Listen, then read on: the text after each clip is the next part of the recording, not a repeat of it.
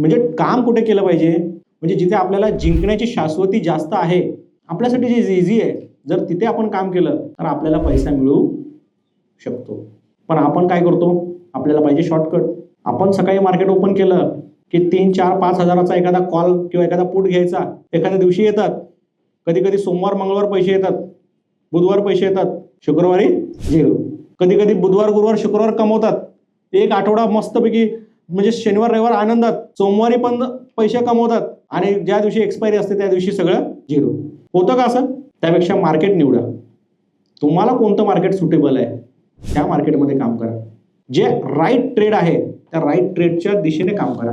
कारण म्हणजे जसं मी मगाशी म्हटलं, ऑप्शन म्हणजे ऑप्शनच आहे ना, नावच ऑप्शन आहे. तुमच्याकडे ऑप्शन नाहीये म्हणून तुम्ही ऑप्शनला काम करताय. पण तुमच्याकडे ऑप्शन नाहीये असं होईल का? तुम्ही ऑप्शन शोधलेच नाहीत.